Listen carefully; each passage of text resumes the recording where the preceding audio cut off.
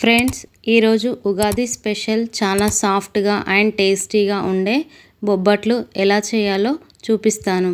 ఇందులో నేను ఒక స్పెషల్ ఇంగ్రీడియంట్ యాడ్ చేశాను. వీడియోని స్కిప్ చేయకుండా చివరి వరకు చూడండి. నమస్తే friends, welcome to Sunitha home cooking. ఈరోజు మనం ఇంట్లో చాలా ఈజీగా బొబ్బట్లు ఎలా తయారు చేసుకోవచ్చో చూపిస్తాను. మీరు కూడా ఇంట్లో ఒకసారి ఇలా ట్రై చేసి చూడండి. చాలా సాఫ్ట్గా టేస్టీగా కూడా వస్తాయి. ఒక కప్పు శనగపప్పుని తీసుకున్నానండి. అలాగే శనగపప్పుని తీసుకొని నీట్గా ఒక 2 సార్లు కడుక్కొని తర్వాత వాటర్ యాడ్ చేసుకోవాలండి. పప్పు మునిగేంత వరకు వాటర్ యాడ్ చేసుకొని ఇప్పుడు ఒక 3-4 విజిల్స్ రానివ్వాలండి. పప్పు మెత్తగా ఉడకాలి. ఇప్పుడు ఇక్కడ పిండి కలుపుకుందామండి. పిండి కోసం ఒక బౌల్ తీసుకొని అందులో ఒక 1/2 కప్పు మైదాపిండి, అలాగే ఒక 1/2 కప్పు గోధుమ పిండి తీసుకోవాలండి. తీసుకొని అలాగే ఒక టీ స్పూన్ బొంబాయి రవ్వని యాడ్ చేసుకోవాలండి. చేసుకుంటే చాలా బాగుంటుంది. అలాగే ఒక చిటికెడు పసుపు యాడ్ చేసుకోవాలి.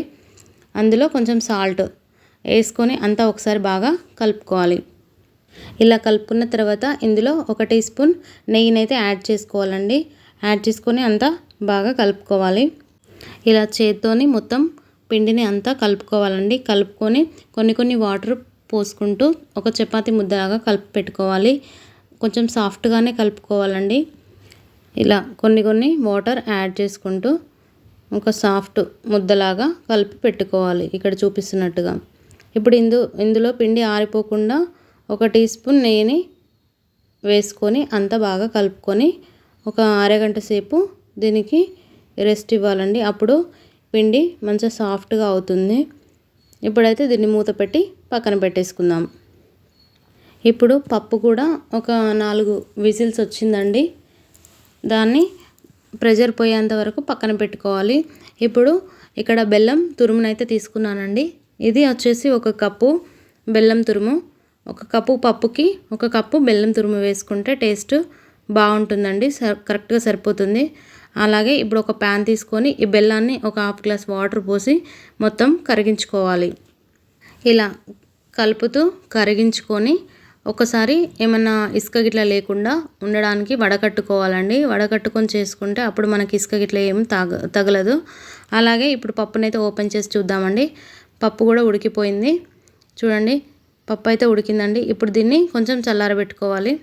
ఇప్పుడు ఈ పప్పుని చల్లారనివ్వాలి. ఇక్కడ బెల్లం అయితే కరిగిపోయిందండి. ఈ కరిగిన బెల్లాన్ని ఒకసారి వడగట్టుకొని ఇలా పక్కన పెట్టుకోవాలి. ఇప్పుడు ఆ ప్యాన్ని మళ్ళీ ఒకసారి కడుక్కొని మళ్ళీ పొయ్యి మీద పెట్టుకొని ఈ పాకాన్ని అందులో పోసుకోవాలి. పోసుకొని కొంచెం వేడి చేసుకోవాలండి. ఇలా వేడి చేసుకోవాలండి బెల్లాన్ని ఒకసారి.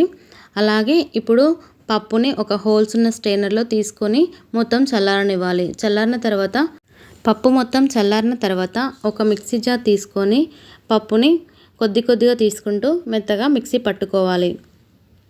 ఇలా మెత్తగా మిక్సీ పట్టుకోవాలి. పప్పునైతే ఇలా మెత్తగా మిక్సీ పట్టుకొని ఇప్పుడు ఒక బౌల్లోకి తీసుకోవాలి. అలాగే మిగిలిన పప్పు కూడా మిక్సీ పట్టుకొని బౌల్లో వేసుకోవాలి. ఇలా పప్పునంతా మిక్సీ పట్టుకొని పక్కన పెట్టేసుకోవాలండి. ఇప్పుడు పప్పునైతే మిక్సీ పట్టేసుకున్నాం కదండి. ఇప్పుడు ఇలా గ్రైండ్ చేసిన పప్పుని ఇప్పుడు బెల్లం మిశ్రమంలో వేసి బాగా కలుపుకోవాలి. బెల్లంలో బాగా కలిసేలా కలుపుకోవాలి. ఎక్కడ ఉండలు లేకుండా మొత్తం అంతా బాగా కలిసేలా కలుపుకోవాలి. ఇప్పుడు స్పెషల్ ఇంగ్రీడియంట్స్ చెప్తానన్నాను కదండి. ఇదేనండి మన స్పెషల్ ఇంగ్రీడియంట్స్. ఇక్కడైతే నేను డ్రై ఫ్రూట్స్ పౌడర్ అయితే వేస్తున్నానండి. డ్రై ఫ్రూట్స్ని రోస్ట్ చేసుకొని అది వేసారంటే పిల్లలు చాలా ఇష్టంగా తింటారు. అదొక 2 స్పూన్లు వేసుకోవచ్చు. మీ ఇష్టం ఉన్నంత వరకు అయితే వేసుకోవచ్చు. ఇందులో వేస్తే పిల్లలు అయితే చాలా ఇష్టంగా తింటారండి. ఇలా ఒకసారి డ్రై ఫ్రూట్స్ పౌడర్తో చేయండి. టేస్ట్ చాలా బాగుంటుంది. మీరు ఎప్పుడైనా ఈ డ్రై ఫ్రూట్స్ని వేసుకొని చేసుకుంటారు. అలాగే ఇప్పుడు ఇందులో ఒక టీ స్పూన్ నెయ్యినైతే యాడ్ చేయండి. యాడ్ చేసి అంతా ఒకసారి బాగా కలుపుకోవాలి. ఇలా అంతా కలుపుకుంటూ ఉడికించుకోవాలండి దగ్గర పడేంత వరకు. ఇలా మధ్యలో ఒక 2 స్పూన్లైనా నెయ్యిని యాడ్ చేసుకోండి. యాడ్ చేసుకుంటే టేస్ట్ చాలా బాగుంటుంది. ఇప్పుడు ఇలా దగ్గరకు అయిన తర్వాత దీన్ని చల్లారనివ్వాలండి. పూర్తిగా చల్లారిన తర్వాత కొంచెం నెయ్యిని చేయికి అప్లై చేసుకొని చిన్న ఉండలా చేసుకొని పక్కన పెట్టుకోవాలి. ఇలా అన్ని ఉండల్లా చేసుకొని పక్కన పెట్టుకోవాలి. ఇప్పుడు పిండి కూడా చాలా బాగా నానిందండి. ఇక్కడ చూస్తున్నారు కదా, ఇలా నానిన తర్వాత దీనిలో 1 టీ స్పూన్ నెయ్యి వేసుకొని మంచిగా కలుపుకొని పక్కన పెట్టుకోవాలి. ఆ తర్వాత ఇప్పుడు నేను ఆయిల్ పేపర్ తీసుకున్నానండి. అలాగే ఆయిల్ పేపర్ మీద చిన్న చిన్న ఉండల్లా చేసుకొని బొబ్బట్లు ఒత్తుకోవాలండి. చూపిస్తున్నాను ఇక్కడ పిండిని అయితే చేత్తోని ఇట్లా వెడల్పుగా చేసుకోవాలండి. ఇలా వెడల్పుగా చేసుకున్న తర్వాత ఇందులో పూర్ణాన్ని అయితే పెట్టుకోవాలండి. మనకు పూర్ణం పట్టేంత వెడల్పు చేసుకొని ఇందులో పూర్ణం పెట్టుకొని పూర్ణాన్ని ఇక్కడ వీడియోలో చూపిస్తున్నట్టు క్లోజ్ చేసుకోవాలండి. ఇలా మొత్తం క్లోజ్ చేసుకొని మళ్ళీ ఉండలాగా చేసుకోవాలి. ఇలా చేసుకోవాలండి. ఇక్కడ వీడియోలో చూపిస్తున్నట్లు ఇలా చేసుకొని ఇప్పుడు ఆ పేపర్ మీద పెట్టుకొని పేపర్లో కొంచెం ఆయిల్ వేసుకొని దాని మీద ఈ ఉండ పెట్టుకొని సర్కిల్గా చేయితోనే ఒత్తుకోవాలండి. దీనికి కోల ఏం అవసరం లేదు. ఆయిల్ పెట్టుకొని ఇట్లా చేశారంటే చాలా ఈజీగా వస్తుంది. ఫస్ట్ టైం చేసే వాళ్ళైనా చాలా ఈజీగా చేసుకోవచ్చండి. ఇలా చేసుకొని పక్కన పెట్టేసుకోవాలి. ఇప్పుడు పొయ్యి మీద ఒక ప్యాన్ పెట్టుకొని దాన్ని బాగా హీట్ చేసుకోవాలండి. చేసుకున్న తర్వాత కొంచెం నెయ్యిని వేసుకొని ఇప్పుడు బొబ్బట్ని ఇందులో వేసుకోవాలి. పైనుంచి కూడా కొంచెం నెయ్యిని వేసుకోవాలండి. నెయ్యితో కాల్చుకుంటే చాలా బాగుంటుందండి టేస్ట్. ఇలా నెయ్యితో కాల్చుకుంటే టేస్ట్ బాగుంటుందండి. ఇలానే 2 వైపులా కాల్చుకోవాలి. ఇలా చూస్తున్నారు కదా అండి, చాలా బాగా కాలింది. ఇప్పుడు దీన్ని పక్కన పెట్టుకుందాం.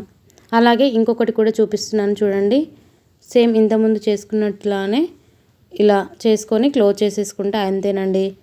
దీన్ని కూడా ఇలా చేత్తోనే ఒత్తుకోవాలండి. కొంచెం ఆయిల్ చేతికి రాసుకుంటూ ఇలా రౌండ్గా చేసుకోవాలి. ఇలా చేత్తోనే స్ప్రెడ్ చేశారంటే వెడల్పుగా వస్తుందండి.